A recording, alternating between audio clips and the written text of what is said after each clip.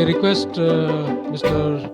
Vishwanath TS, Deputy Director, Department of Fisheries, Government of Karnataka, to quickly give a presentation on the schemes and initiatives from the Department of Fisheries, Government of Karnataka.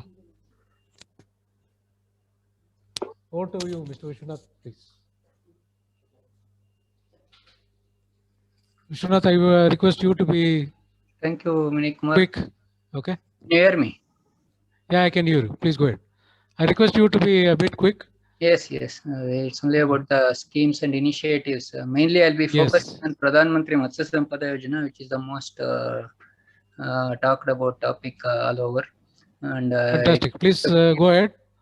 Please start. Thanks. About the various components and objectives of the scheme and how we are handling the scheme. Dignitaries in the webinar and dear participants, as introduced, I am Vishwanath, the Deputy Director of Fisheries from Government of Karnataka, Department of Fisheries. So I'll be taking you through some of the programs being implemented or activities that are being covered under Pradhan Mantri Matsya Sampada Yojana. It is a Government of India scheme launched in the year 2021 for the benefit of the sector. Earlier, it was implemented under a different name called Blue Revolution schemes, and now many more activities have been brought under this main program called PMMSY, popularly known as, and it has certainly given the opportunity for growth of the sector and of all the stakeholders. So major objectives of the programs is mainly to harness the fisheries potential of the country in a sustainable and responsible manner, to enhance the fish production and productivity, modernize the sector with strengthening the value chain, doubling of fishers' income, socio-physical and economic security of the fishers, and enhance contribution to the overall economic growth of the country. These are the broad objectives of the scheme. And main key strategies adopted are mainly through the cluster approach, integrated aquaparks, collectivization by farming fish farmers, producers organization, and development of specific sector areas in the country like islands, northeastern Himalayan states with aspirational states and duties with aspirational districts. So strong institutional framework is focused in this program, convergence of various other activities and programs of the state, public-private partnership, entrepreneurship models, which I'll be briefing in a while, and end-to-end solutions for integrated projects, integrated fishermen villages, livelihood approach, export focus on increasing the fisheries exports, diversification and self-reliance. These are the major strategies being adopted under the program. So here the activities focused again are inland fisheries and aquaculture for quality seed and feed. Area expansion is the major focus. I mean the mariculture, sea cages, and the main focus is now on technology infusion through RAS, biofloc to improve the more crop for drop, increase the production. And ornamental fisheries sector is again given more importance and priority, including seaweed and cultivation. These are the two priority sectors under Prime Minister PMMSY. So new areas added are e-marketing, fish products and reservoir development, the cage and pen culture, aquatic health management, referral labs, diagnostics. All these are going to come up in next few the 5-year program that is envisaged. So these are the major components of the pattern of assistance under the scheme. So mainly PMMSY has broad two sectors, centrally sponsored scheme and central sector scheme, where central sponsored scheme is implemented through states with their state share. Whereas central sector schemes are completely 100% central schemes are implemented through government entities and central government entities. So mainly in central sponsored schemes, which we are mainly focused on, is beneficiary oriented schemes and non-beneficiary oriented activities. These are the two major categories. In beneficiary oriented categories, and non-beneficiary oriented activities, mainly the states are focused on implementation of infrastructure projects like fishing harbors, markets, and various other infrastructure development and integrated projects like that. In beneficiary oriented programs, which I'll be briefing the different components in a while, and contains three major components. That is enhancement of production and productivity activities, focused schemes under this category, and infrastructure and post-harvest management, fisheries management, and regulatory framework. Under these three major categories, all the activities are grouped together. And coming to the financial assistance, mainly in case of beneficiary-oriented schemes, overall for the general category of beneficiaries, they will get getting 40% of the government assistance. The rest 60% has to be borne by the beneficiary. Whereas for the weaker sections like SC, ST, and women and beneficiaries, they will be getting 60% of the assistance, and beneficiary share will be of 40%. In case of central sponsored scheme implement beneficiary oriented schemes, which is implemented by states, the state also has to share 40% of the assistance, that is a subsidy portion, and 60% of the subsidy portion will be given by the center. So this is how the scheme works.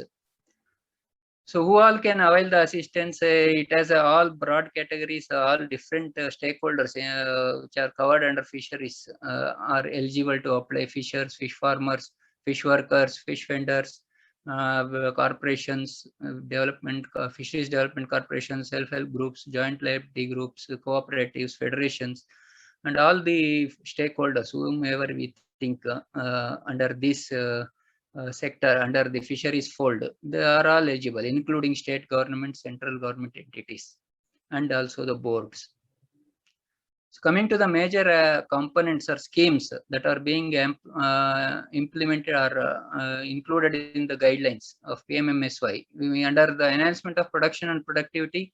So I'll be just going through the list of the schemes. This will be live telecasted in YouTube also. You can later also go through and see each scheme, and all the guidelines and details of the guidelines are available in the department website, even Government of India as well as State Department.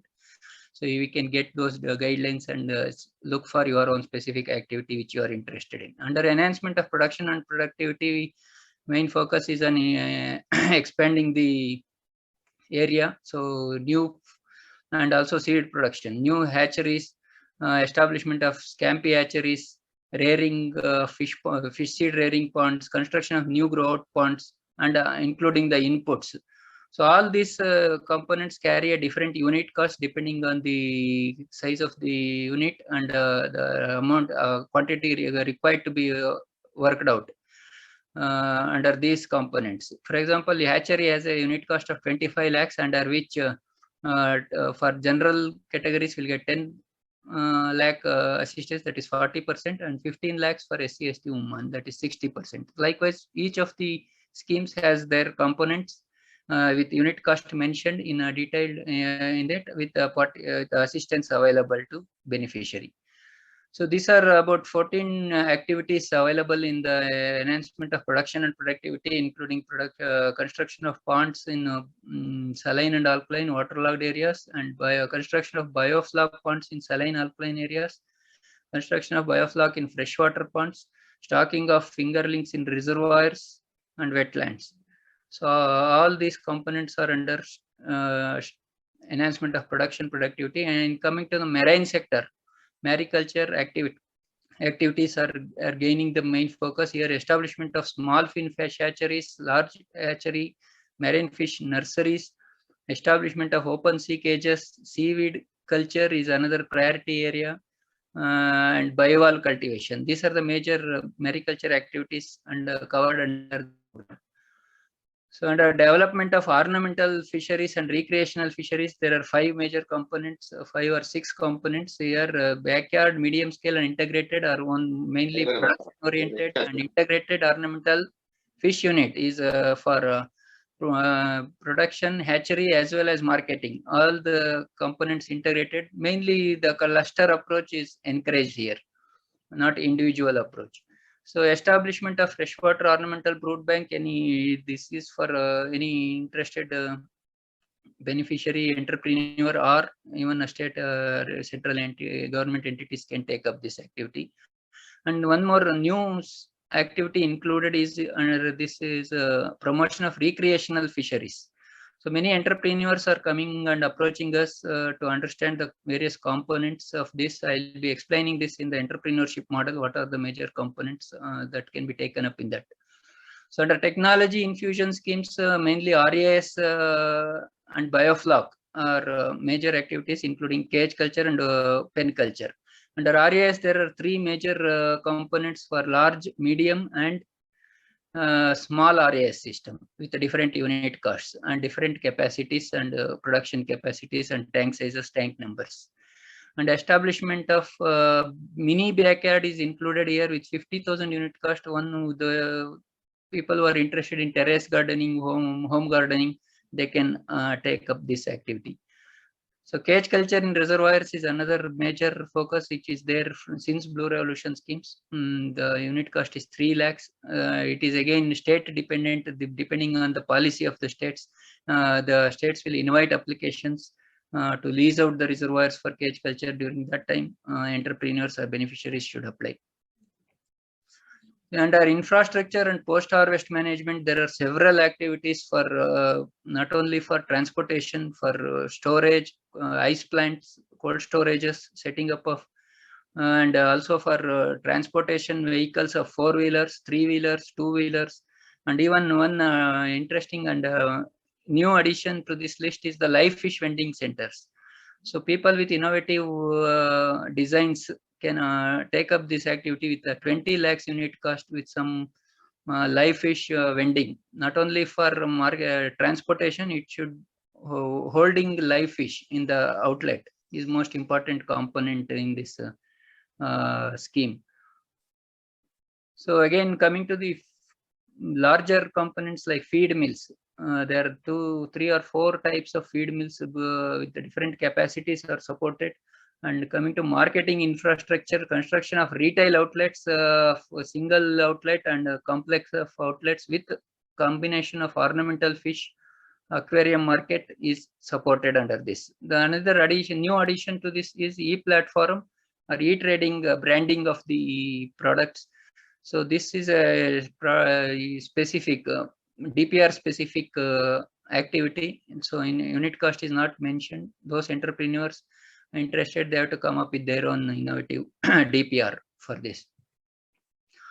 So other components, major components include deep sea vessels of 1 crore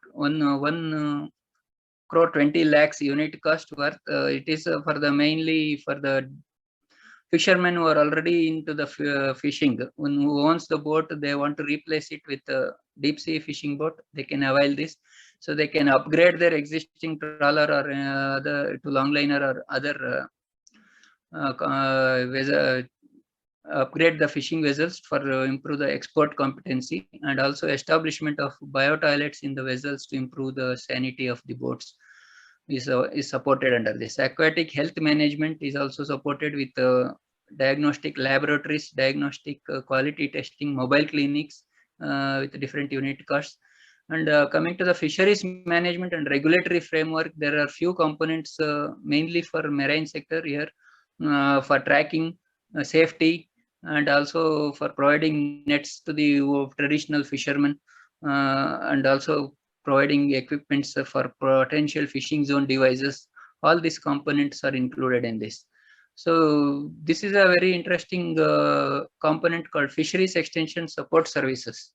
So extension and support service, fisheries as a service is another area which needs to be explored. Many entrepreneurs are entering this field, providing different input services or quality services or say advisories services like this Matsya Seva Kendras. It is termed as Matsya Seva Kendras.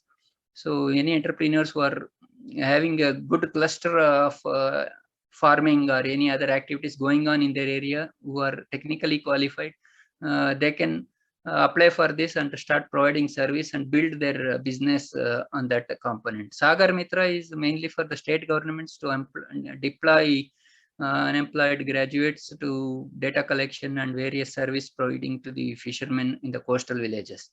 So insurance to the fishermen and fishers is also supported, and unit cost and other modalities are being worked out by the government of India. So coming to the most important component of the PMMSY is the entrepreneurship models being supported by government of India in a different approach. In beneficiary oriented, there are fixed unit costs, fixed components with specific terms and conditions for application. But here, the entrepreneurship models, the entrepreneurs who is ready to invest can come up with their own combination of activities with different approaches, innovative approaches. So supportive programs include innovation, technology infusion, national priority activities, possible income generating models, employment generation models, demand-based models by industry or stakeholders. So there is it's a wide open opportunity for the entrepreneurs.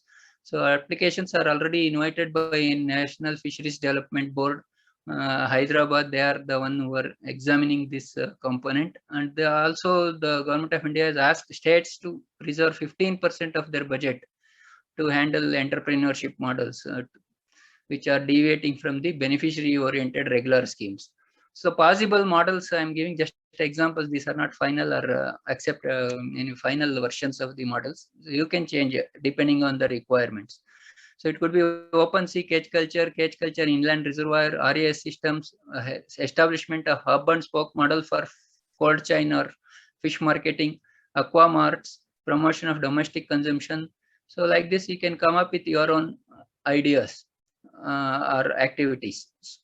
There's several other models I have listed here. You can go through recreational model. I'll be going through some combinations of these models in the next few slides. The sharing pattern is 25% of the total project, the subsidy portion, and 30% for SC/ST women weaker section, and it is to be bank linked since there is a huge amount of investment is involved here. So some of the illustrated models I am giving, these are not the final or fixed versions. You already, Ramesh has explained what are the components in detail. I just want to rush through these slides so that you can get an idea how an entrepreneur model can be designed with the different components of hatcheries, production units or marketing units, ancillary units, etc.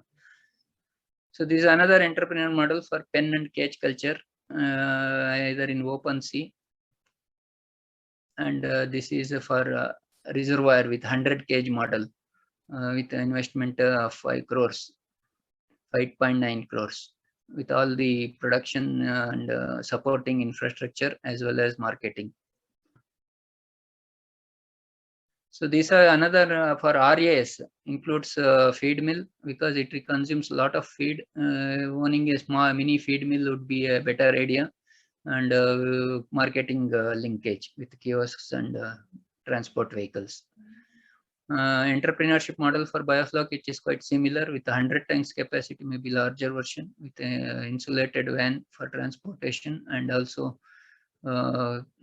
possibility of owning a small hatchery because it requires a lot of fish. Maybe you will be supporting some other units nearby. Establishing fishery extension service center, which Matsya Seva Kendra, which I explained already, with additional laboratory capacity building, training component, mobile app, and other aspects. So this is the recreational model which I was explaining for ecotourism, combining fishing with ecotourism, with a hatchery, nursery, marketing infrastructure, scuba diving, aquarium, video footage, food court, all this boating, all these combinations of activities can come up. Only thing is you should know the revenue model, how you are going to earn back the money once you invest such kind of money. So question comes, what I need to submit along with the application. So these are some of the documents, general list. It may vary from depending on the scheme or activity. Beneficiary application should combine the KYC documents, including bank documents, ID proofs, contact details, project activity, location details, etc. And land, if it is a land-based activity, land document is compulsory. And if it is you are taking it on lease, registered lease document is for 10 years or 7 years, depending on the activity, is required. And a project scheme related, which we are now focusing on this webinar, is detailed project and proposal indicating economics of the activity, estimates, etc. And design, layout, quotations of the equipments, revenue model. All these things are need to be supported documents. Our officers will visit the site and assess the feasibility and recommend. And the process will be explained how we are going to assess the DPRs, and that will be explained in the later session. So I'll not be going into that. And this coming to the DPR part, depending on the project, these are the key 6 areas we will be looking into it: technical feasibility, economic feasibility, market feasibility, financial feasibility, managerial feasibility, that is including talent, experience of the entrepreneur, social feasibility, how it is going to help the society, and ecological feasibility. All these are not compulsory for every project. Depending on the size of the project, some of the components gain the focus.